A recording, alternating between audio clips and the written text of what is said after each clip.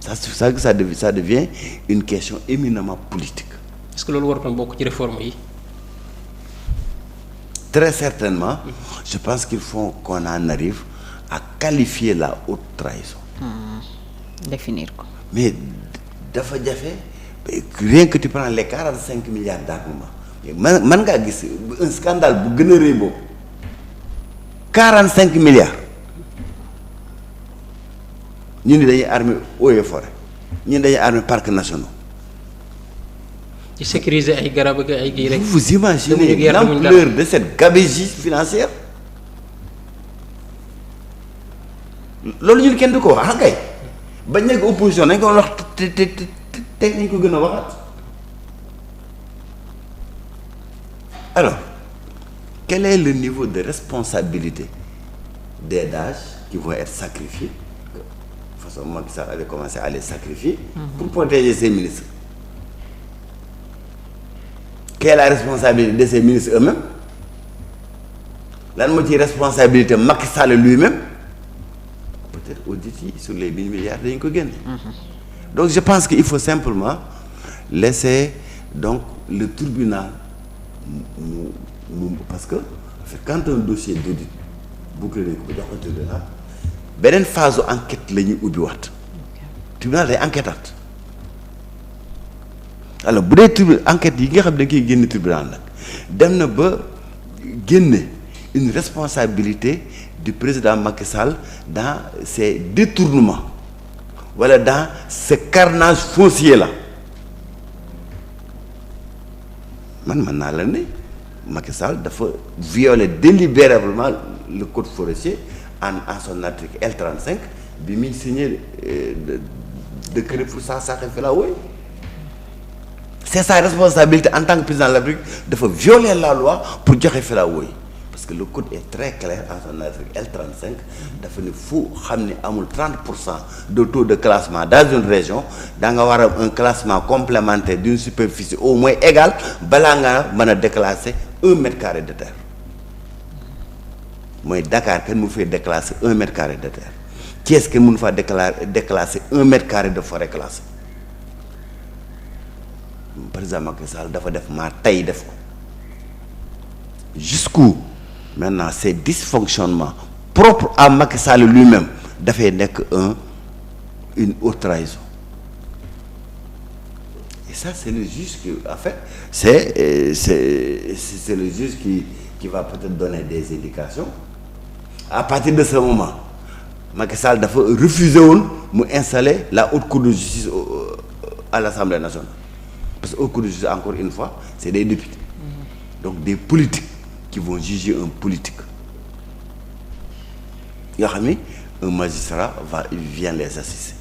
Loolu la haute cour de justice.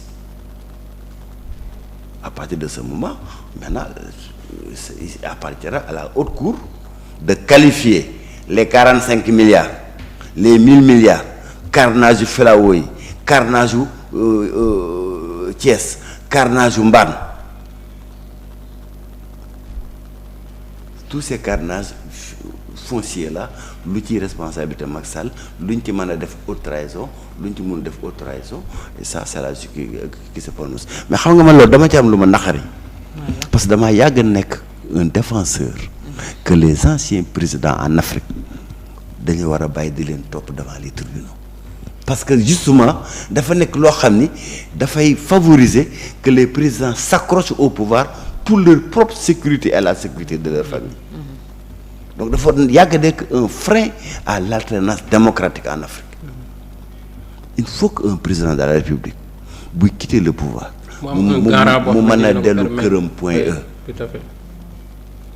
mën a dem marché Kermel mën a dugg Sandaga mën a dox ak tànkam dugg biir marché ñetti mbaar comme Jéeri Jaw Rawling si au Ghana loolu laa gëm ci war nañu àgg à ce niveau là en Afrique. Maintenant quand un président de la République se comporte comme un chef de gang mais c'est difficile donc fa dëgg yàlla président Macky Sall héritage bi ñu bàyyil mais y a rien d'élogieux rien. kon bilan négatif nga koy. dafa jafe.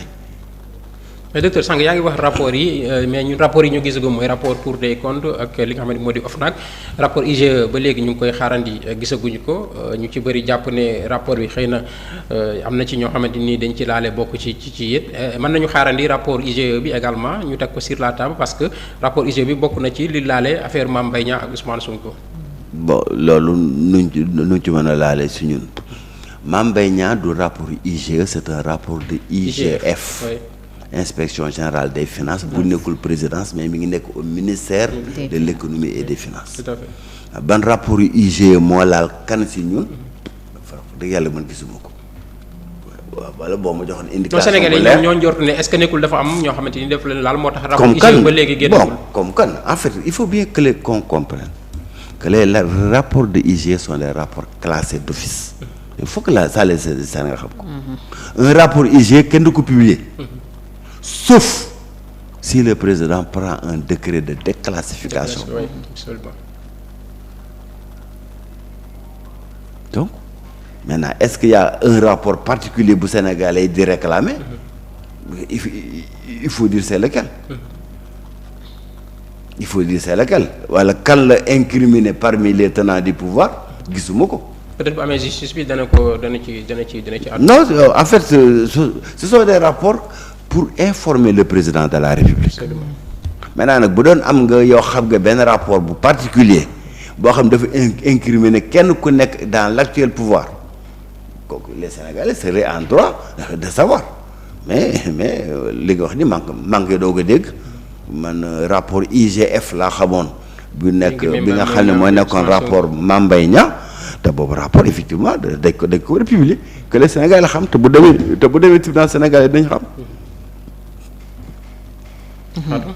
ñu ngi attaqué itam le premier ministre wax ne dafa nekk fi mu ne di comporter wu comme un président d'ailleurs sa sortie d'hier am na ñu ko gisee noonu gis ni daal il prend beaucoup plus de place en tant que premier ministre. Alioune Tine parle d'hyper PM di ragal itam état pastéfien ñu teg ko ci réew mi après l'état agressif bi fi amoon sous le président Macky Sall.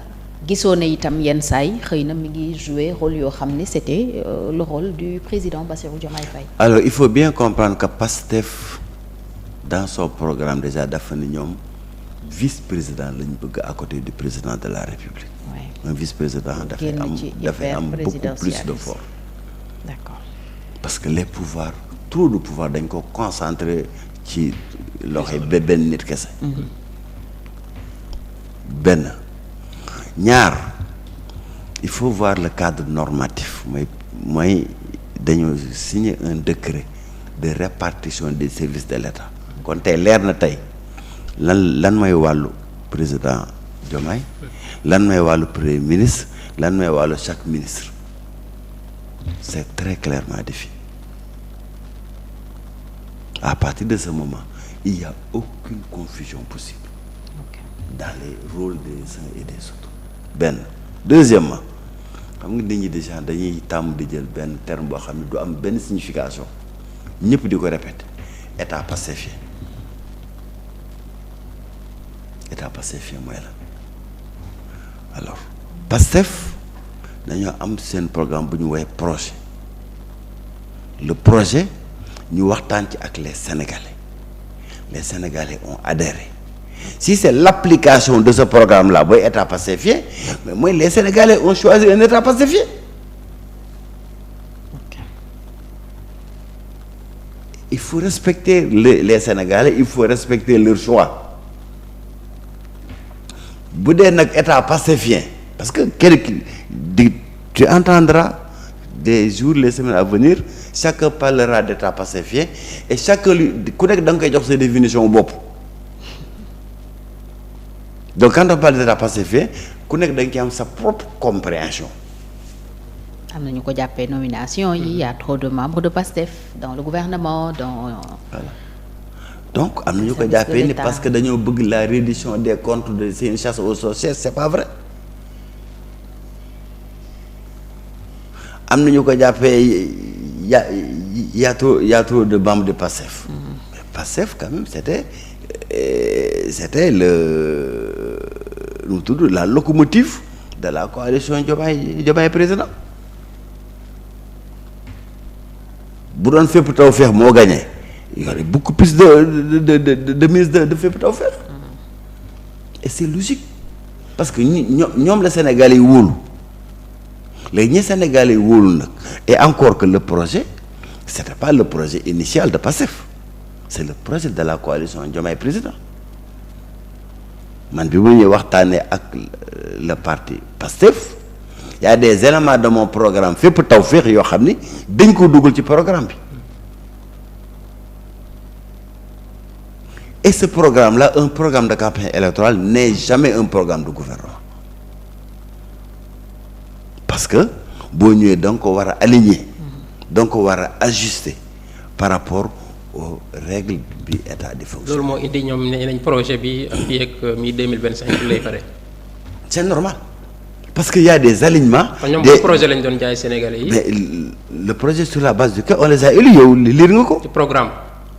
mais c'est bien ça et alors à mon avis tous les éléments d'un projet ne sont pas forcément un programme quand on bu ñuy wax naan dañuy war a changer mentalité sénégalais yi tey man toute ma communication yu may def mooy sénégalais am une citoyenneté beaucoup plus active ci wàllu prévention des inondations loolu nekkul ci programme changement de mentalité à long terme bi ñu bëgg ci sénégalais yi sénégalais yi dem gëm seen bopp wóolu seen bopp ba gëm seen réew bëgg seen réew taxaw défendre seen réew loolu du programme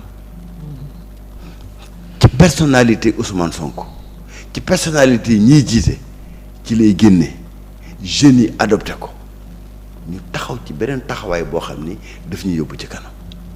man docteur je suis d'accord sax mu nekk état pastefien parce que kii gagne gouverne avec ñi nga xamante ni ñoom ñooy ces hommes de confiance te man li ma gis sax gisuma état pastefien parce que gis naa ci ñu bëri comme ku mel ne yow bokkoo ci Pastef le docteur Abdourahmane Diouf Serigne Gueye Diop bëri na nit ñi nekk ci gouvernement bokkuñu ci Pastef mais peut-être fi ñuy waxee parce que Aliou Tine dégg naa mu préciser waat sa pensée mooy par rapport ak loo jëm ci li nga xamante ni moom mooy di nomination yi surtout ci yenn certaines directions yi nga xamante ni c'est des directions phares yoo xamante ni mënoon nañu fa def appel à candidature comme nañu ko waxee woon lu ci mel ne AIBD lu ci mel ne fi nga xamante ni moom moo di port autonome de Dakar ak yu ni mel lu ci mel ne LONASE tey jàpp